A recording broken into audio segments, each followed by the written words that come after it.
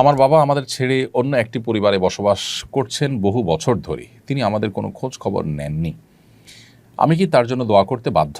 তার মৃত্যু হলে আমি কি জানাজা অংশ না নিলে গুনাহগার হব? আপনার বাবা আপনাদের খোঁজ খবর নেননি।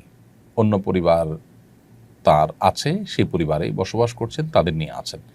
এরকমটা যদি ঘটে থাকে তাহলে আপনার বাবা আল্লাহর কাছে বড় ধরনের অপরাধ করেছেন। তিনি রক্ত সম্পর্কীয় মানুষের সাথে সম্পর্ক ছিন্ন করেছেন, অর্থাৎ নিজের সন্তান, নিজের রক্ত, তাদের সাথে সম্পর্ক তিনি ছিন্ন করেছেন, যেটা কবিরা গুনাহ। সেই জন্য তিনি আল্লাহর কাছে জবাবদিহি করতে হবে, তার এটা অপরাধ। কিন্তু এর পাশাপাশি এটাও ঠিক যে শুধুমাত্র তিনি আপনার জন্মদাতা পিতা হওয়ার কারণে আপনি তার প্রতি সদাচরণ করতে হবে। তিনি যে অন্যায় করছেন তার জন্য তিনি আল্লাহর কাছে দায়ী থাকবেন। তার অন্যায়ের কারণে আপনিও তাকে বিচ্ছিন্ন করবেন এবং তার সাথে সম্পর্ক নষ্ট করবেন, বা আপনি অভিমান এবং কষ্টের জায়গা থেকে তার প্রতি মিনিমাম সন্তান সুলভ যে দায়িত্বটুকু আছে সেটুকু পালন করবেন, এটা সঠিক নয়। আমাদের মনে রাখা দরকার যে আমাদের এই যে পিতা পুত্র বা মা ছেলে মেয়ে, এই যে বাবা মার সাথে সন্তানদের একটা সম্পর্ক, এই সম্পর্কটা গিভ অ্যান্ড টেকের সম্পর্ক না। জন্মসূত্রেই রক্ত সম্পর্কীয় আত্মীয়দের সাথে সুসম্পর্ক বজায় রাখতে হয়।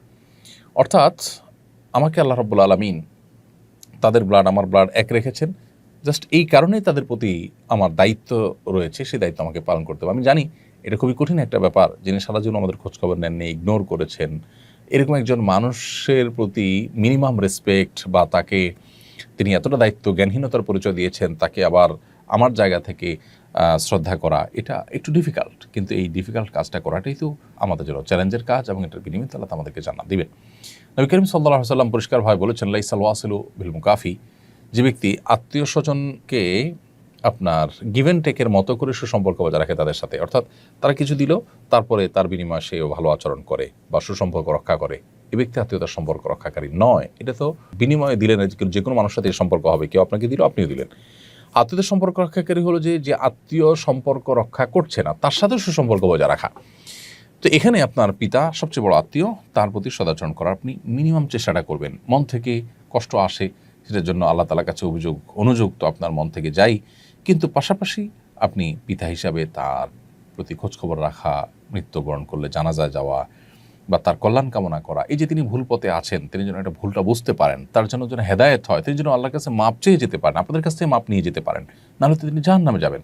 এই যে কল্যাণ কামনা, এটুকু অন্তত বাবার জন্য আপনার থাকা দরকার।